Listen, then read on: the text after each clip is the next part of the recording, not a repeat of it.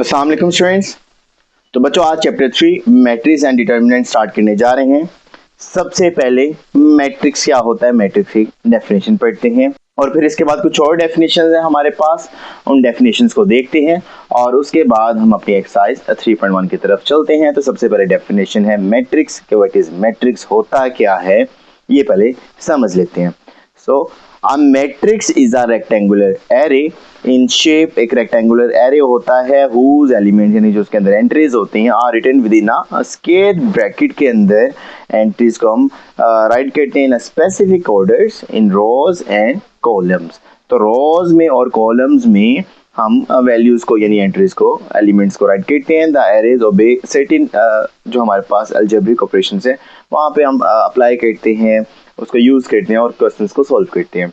अब सबसे पहले एरे क्या होता है, तो जैसे अगर आप कंप्यूटर साइंस के स्टूडेंट हो तो आपने कंप्यूटर साइंस में आगे चल के पढ़ोगे या भी पढ़ लिया होगा कि एरे एक हमारे पास एक रेक्टेंगुलर एक फॉर्म में हमारे पास होता है, कुछ डिफाइन करते हैं, कुछ वैल्यूज के अंदर स्टोर करते हैं, फिर बाद में वैल्यूज को अपने हमारे पास जो कोड्स होते हैं या जो भी हम फंक्शन या कुछ भी चीज़ें बना रहे होते हैं उसमें यूज करते हैं। तो जो हमारे पास मैट्रिसेस है ना, ये आपके कंप्यूटर साइंस की फील्ड की बहुत इंपॉर्टेंट सब्जेक्ट है।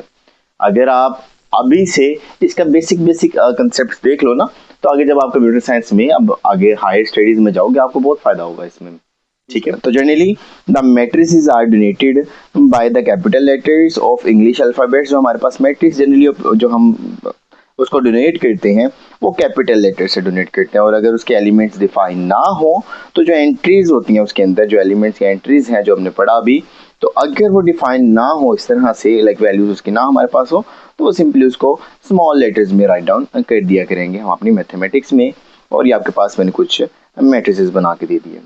अब मैंने आपको यहाँ पे बताया कि रोज एंड कॉलम्स, तो अब अगली डेफिनेशन हम रोज और कॉलम्स के ऊपर पढ़ने जा रहे हैं। तो सबसे पहले डेफिनेशन पढ़ते हैं कि what are rows and columns. Columns matrices में होते क्या हैं उनकी डेफिनेशन देख लेते हैं। सबसे पहले रो, तो एंट्री और एंट्रीज, एक एंट्री एक से ज्यादा एंट्रीज रिटर्न इन दी हॉरिजॉन्टल लाइन और लाइंस फॉर्म अ रो और रोज ऑफ अ मैट्रिक्स। अगर कोई भी एंट्री है या कोई भी एलिमेंट है और उसको हम हॉरिजॉन्टल लाइन में या लाइंस में राइट डाउन कर देंगे तो वो हमारे पास रोज कहलाएंगे। यहाँ पे देखो मैंने इसको R1 का हुआ है, R2 का हुआ है, R3 का हुआ है।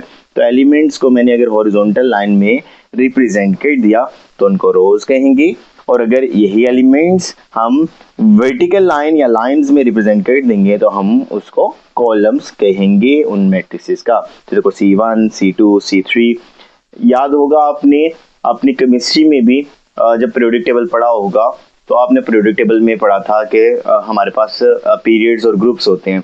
तो जो ग्रुप्स होते हैं वो वर्टिकल होते हैं और जो पीरियड्स होते हैं वो हॉरिजॉन्टल होते हैं। तो हॉरिजॉन्टल को हम रोज कहते थे और वर्टिकल को कॉलम्स कहते थे, याद होगा वहां पे भी आपने जब पीरियोडिक टेबल पढ़ा था। ठीक है, सेम वही कंसेप्ट। अब उसके बाद है कि एलिमेंट्स, अभी हमने पढ़ा कि इसमें एंट्रीज होती हैं, एलिमेंट्स होते हैं। अब एलिमेंट्स एंट्रीज होती क्या हैं, क्या उसके बारे में हमें पता होना चाहिए वो देख लेते हैं। ए इज इक्वल टू, हमारे पास कोई मैट्रिक्स है, आप इसको हॉरिजॉन्टल में पढ़ना चाहो हॉरिजॉन्टल में पढ़ लो, वर्टिकल में पढ़ना चाहो वर्टिकल में पढ़ लो। जैसे आप पढ़ना चाहो 1 2 3 4 5 6 ऐसे पढ़ना चाहो, या 1 4 2 5 3 6, तो आप हॉरिजॉन्टल वे में पढ़ना चाहो या वर्टिकल वे में पढ़ना चाहो। ठीक है, अब ये जो अंदर एलिमेंट्स लिखे हुए ना, इन एलिमेंट्स को हम मैट्रिसेस के एलिमेंट्स भी कहते हैं और एंट्रीज भी कहते हैं इन मैट्रिसेस। अब हम इसके बाद समझने लगे हैं कि what is order of matrix या साइज ऑफ अ मैट्रिक्स। तो एक मैट्रिक्स का कोई साइज होता है, एक ऑर्डर होता है, तो वो क्या होता है अब उसके बारे में समझने जा रहे हैं। तो कह रहे हैं कि if a matrix A has m number of रोज, अगर कोई मैट्रिक्स है उसमें m नंबर ऑफ, लाइक हमें नहीं पता कि क्या वहां पे रोज है, हम लेट्स सपोज m कह देते हैं, उसमें रोज हैं और n number of columns, then the size, यहाँ हम ऑर्डर भी कह सकते हैं साइज भी कह सकते हैं, वो दैट मैट्रिक्स ए इज, उस मैट्रिक्स ए का साइज क्या होगा m क्रॉस n। लेकिन अपनी आसानी के लिए हम राइट क्या करेंगे m/n। ठीक हो गया, m से मुराद नंबर ऑफ रोज, n से मुराद नंबर ऑफ कॉलम। जैसे आपके पास हमारे पास एक मैट्रिक्स, ऑर्डर ऑफ मैट्रिक्स भी निकालना है, तो इसमें रोज कितनी है 1 2 3, कॉलम्स कितनी है 1 2 3। तो 3/3 का ये मैट्रिक्स है जिसमें नंबर ऑफ रोज भी 3 है और नंबर ऑफ कॉलम्स भी 3 है हमारे पास। ठीक है, बाद एक प्रॉपर्टी पढ़ लेते हैं इक्वल मैट्रिसेस की। तो मैट्रिसेस में इक्वालिटी होल्ड करती है, तो कह रहे हैं कि two matrices A and B are said to be equal if and only. कब? सिर्फ एक ही कंडीशन में दो मैट्रिसेस आपस में इक्वल होंगे। कब? If they are of same order and their corresponding जो एलिमेंट्स आर सेम। अगर उनका ऑर्डर सेम हो, लाइक नंबर ऑफ रोज और नंबर ऑफ कॉलम्स आपस में इक्वल हो, एक बात। और दूसरी बात जो उनके आमने सामने, लाइक अगर यहाँ पे पहली एंट्री है, यहाँ पे पहली एंट्री वही होनी चाहिए, तो 4 में से 2 माइनस कर लो, 2। Second entry same, third entry same, fourth entry यहाँ पे -2 है और यहाँ पे 4 - 6 है, तो 4 में से 6 माइनस करो तो -2। तो यानी आप कह सकते हैं ना ए और बी आपस में इक्वल हैं। पहले तो उनकी एंट्रीज आपने चेक कर ली, दूसरा आपने भी चेक करना है कि उनका नंबर ऑफ जो कॉलम्स हैं और number of rose, number of columns और नंबर ऑफ रोज आपस में इक्वल होना चाहिए, तब ही दोनों मैट्रिक्स आपस में इक्वल कहलाएंगे। तो आपके पास अब सबसे पहले 3.1 को स्टार्ट कर लेते हैं। तो क्वेश्चन नंबर 1 है, वो कह रहे हैं कि right the number of rose and number of columns in each matrix. तो हमारे पास कुछ क्वेश्चंस हैं, हमने बताना है इसके अंदर नंबर ऑफ रोज कितनी है और नंबर ऑफ कॉलम्स कितने हैं। तो मैट्रिक्स सबसे पहले ए है, तो इसके अंदर नंबर ऑफ रोज कितनी है ये बताना है, और उसके बाद इसके अंदर नंबर ऑफ कॉलम्स कितने हैं वो बताना है। तो रोज हॉरिजॉन्टल एंट्रीज 1 और 2, तो नंबर ऑफ रोज कितनी है 2 और नंबर ऑफ कॉलम्स कितने 1 और 2। यानी वर्टिकल लाइंस एंट्रीज तो हमारे पास ज्यादा है, जो वर्टिकल लाइंस हैं वो कॉलम्स होते हैं और जो हॉरिजॉन्टल लाइंस होती हैं वो हमारे पास रोज। तो बाकी पार्ट्स देख लेते हैं। तो बी के अंदर नंबर ऑफ रोज कितनी है 1, 2 और 3 हॉरिजॉन्टल लाइंस, और वर्टिकल लाइंस कितनी है 1, तो नंबर ऑफ कॉलम 1 आ गया। अब यहाँ पे सी के अंदर नंबर ऑफ रोज यानी हॉरिजॉन्टल लाइंस कितनी है 1 और वर्टिकल 1, 2 और 3। डी के अंदर 1, 2, 3 और 1, 2 और 3, तो नंबर ऑफ कॉलम्स कितने आ गए 3 आ गया। अब ई के अंदर नंबर ऑफ रोज कितनी है 1 और 2, और 1, 2, 3 हमारे पास कॉलम्स आ गए। अब क्वेश्चन नंबर 2 की तरफ चलते हैं। यहाँ पे अलग-अलग से किया, अब इन दोनों को जब कंबाइन करके लिखेंगे तो हमारे पास ऑर्डर होता है। तो वो कह रहे हैं कि right the order of each matrix. तो एक ऑर्डर लिखते हैं, तो यहाँ पे लिख देते हैं the order of matrix A is. तो रोज पहले लिखनी है फिर कॉलम्स। तो रोज कितनी है 1 और 2, 2, उसके बाद बाय, और जैसे मैंने आपको पहले बताया था, और यहाँ पे क्या आ गया 1, 2/1 इसका क्या आ गया ऑर्डर आ गया। अब इस तरह इसका भी देख लेते हैं द ऑर्डर ऑफ मैट्रिक्स जो हमारे पास बी है, क्या है उसका ऑर्डर 1 रो 2 कॉलम। तो हमारे पास क्या आ गया 1 रो 1/, कॉलम कितने 2, 1/2 हमारे पास आ गया। अब जो हमारे पास तीसरा पार्ट है the order of matrix C is 1, 2, 2 rows 1 और 2, 2 कॉलम्स, तो 2/2। उसके बाद डी में द ऑर्डर ऑफ मैट्रिक्स जो हमारे पास डी है उसका ऑर्डर हमारे पास क्या आ गया सिंपली 1, 2, 2 रोज 1, 2, 3 कॉलम्स, तो 2/3। अब ई में देख लेते हैं द ऑर्डर ऑफ मैट्रिक्स, कौन सा ई, क्या है इसका ऑर्डर 1, 2, ऐसे नहीं ना करना, पहले कॉलम तो नहीं ना करना, पहले तो करना है रो। तो रो कितनी है 1, 2, 3, 3 रोज 1 और 2, 2 कॉलम, 3/2। और एफ सिंपल है the order of matrix F is एक ही रो एक ही कॉलम और एक ही एलिमेंट है, तो हमारे पास क्या है 1/1, हमारे पास 1/1 इसका ऑर्डर हमने फाइंड आउट कर लिया। अब आगे जल्दी से बताना है हमने क्वेश्चन नंबर 3 में, या आपका बुक वर्क ही है, लेकिन क्योंकि मैंने यहाँ पे सोल्यूशन प्रॉपर करवाता हूँ आपको, तो मैंने यहाँ पे इसका सोल्यूशन राइट डाउन कर दिया। तो कह रहे कि विच ऑफ द फॉलोइंग जो हमारे पास मैट्रिसेस है आर इक्वल, तो आपने बताना है जल्दी से कि कौन कौन से मैट्रिक्स इक्वल हैं। तो मैंने अभी आपको पहले थोड़ी देर पहले डेफिनेशन बताई कि मैट्रिक्सेस का इक्वल होने के लिए एक चीज जरूरी है कि उनके ऑर्डर सेम होने चाहिए। आपके दो मैट्रिसेस हैं वो कौन कौन से इक्वल हैं, तो इसका ऑर्डर जल्दी से यहाँ पे लिख लेते हैं। इसका ऑर्डर क्या है, 1 2। तो हमारे पास पहला मैट्रिक्स का ऑर्डर आ गया 2/2। सेकंड का 1 2 1, 2/1। तो इसके कितने आगे 1 2 3 1 और 2, तो 3/2। इसके अंदर ये एक एलिमेंट है, 5 में 4 प्लस करोगे 9 हो जाएगा, और 8 -8 में 1 प्लस करोगे तो माइनस का 7 हो जाएगा। तो 1 2 और ये पूरा एक है, ये दो अब नहीं है कॉलम, ये पूरा एक कॉलम है। तो 1 2 2 आगे 1। उसके बाद ई, तो ई में क्या है 1 2 3 1 और 2, तो 3/2। एफ में 1 2 1 और 2, तो 2/2। तो आप जल्दी से मुझे बता दो कि किन किन मैट्रिक्सेस के आपस में ऑर्डर सेम है। तो 2/1 2/1 ये आ गया आपके पास BOD। सो यहाँ पे लिख दो, सो द मैट्रिसेस कौन कौन से, ए किसके इक्वल है, A is equal to F, और बी किसके इक्वल है, B is equal to D, और C is equal to E.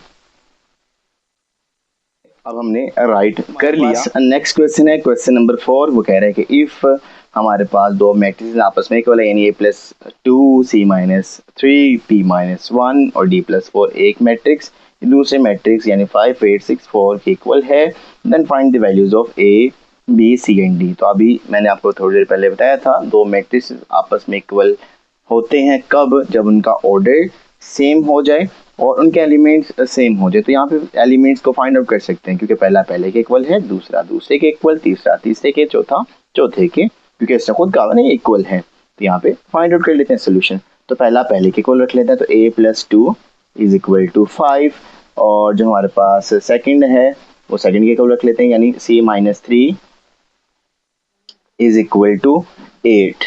Third वाला थर्ड के इक्वल रख लेते हैं, यानी B-1 इज इक्वल टू 6, और फोर्थ वाला 4 के इक्वल रख लेते हैं, वो क्या D+4 इज इक्वल टू 4। तो एक ही वैल्यू, ये 5 इधर प्लस और इधर आके हो जाएगा माइनस, तो इज इक्वल टू क्या आ जाएगा 3। जो हमारे पास C है ये -3 इधर जाके क्या हो जाएगा प्लस हो जाएगा, तो 8 + 3 इज इक्वल टू 11। C की वैल्यू भी आ गई। उसके बाद हमारे पास B की वैल्यू देख लेते हैं, तो B इज इक्वल टू ये 1 माइनस और इधर आके प्लस हो जाएगा, तो B की वैल्यू कितनी आ गई 7। और अब D की वैल्यू देख लेते हैं, तो ये 4 इधर प्लस हो रहा है, इधर आके क्या हो जाएगा माइनस, तो जो D की वैल्यू आ जाएगा हमारे पास 4 - 4 इज इक्वल टू 0 आ जाएगा। तो हमारे पास ये अब ABC की वैल्यूज आ गई। और अगर आपने लगा के चेक करना है वैल्यूज को, तो आप लगा के चेक भी कर सकते हो, फिर भी आंसर सेम आएगा। तो A की वैल्यू यहाँ पे 3 लगाओ, 3 और 2 5 हो गया। यहाँ पे C की वैल्यू 11 लगा के देख लो, तो 11 में से 3 माइनस कर लो तो 8 ही आ जाएगा। B की वैल्यू क्या है 7, 7 में से 1 माइनस कर लो 6 ही आ जाएगा। और D की वैल्यू 0, 0 में 4 प्लस कर लो, आपके पास जो मैट्रिसेस हैं वो आपस में इक्वल हैं। उसके बाद क्वेश्चन नंबर 5 की तरफ चलते हैं। वो कह रहे हैं कि हमारे पास एक मैट्रिक्स है 2x + 1 4 7 5, ये इक्वल है 9 4 7 y मैट्रिक्स के। तो आप x और y की वैल्यूज निकालो, सिंपल सा शॉर्ट क्वेश्चन है। दूसरी एंट्री है वो दूसरी के इक्वल है, जो थर्ड एंट्री है वो थर्ड के इक्वल है। तो फर्स्ट को भी फर्स्ट के इक्वल रख लेते हैं, लास्ट को लास्ट के इक्वल रख लेते हैं, तो क्वेश्चन सॉल्व हो जाएगा। तो यहाँ पे लिख लो, यहाँ पे भी आपने लिखना है तो लिख लो as the matrices are equal. यहाँ पे भी लिख लो as the matrices are equal. तो यहाँ पे पहला पहले के इक्वल आ गया 2x + 1 इज इक्वल टू 9, दूसरा दूसरे के इक्वल पहले ही है, थर्ड थर्ड के इक्वल पहले ही है, फोर्थ के इक्वल रख लो, तो 5 इज इक्वल टू y। तो y की तो वैल्यू यहाँ पे 4 निकल आई। अब 2x, ये 1 इधर प्लस और इधर आके हो जाएगा माइनस, तो 2x इज इक्वल टू हमारे पास हो गया 8। और यहाँ पे x की वैल्यू क्या आ जाएगी 8, 2 इधर मल्टीप्लाई इधर आके डिवाइड हो जाएगा, 2 1 2 और 2 4 8, तो x की वैल्यू आ गई 4। चाहे आप वैल्यू लगा के चेक भी कर लो, तो यहाँ पे 4 लगाओ और 2 4s are 8 और 8 में 1 प्लस करो तो ऑब्वियसली 9 ही होता है। तो यहाँ पे तो क्वेश्चन सॉल्व हो गया। आपके पास नेक्स्ट क्वेश्चन है, कुछ यहाँ पे एलिमेंट्स फाइंड आउट करने हैं, कुछ यहाँ पे एलिमेंट्स फाइंड आउट करने हैं, यानी यहाँ पे सी है, बाकी यहाँ पे ए बी जो आपके पास है, सी यहाँ पे आ गया और डी यहाँ पे आ गया। तो कोई बात नहीं, रूल वही अप्लाई होना है क्योंकि जो हमारे पास मैट्रिसेस आपस में इक्वल हैं तो आपने ए बी सी डी की वैल्यूज निकालनी है। सी की वैल्यू इजीली निकल आएगी, बाकी वैल्यूज भी निकाल लेते हैं।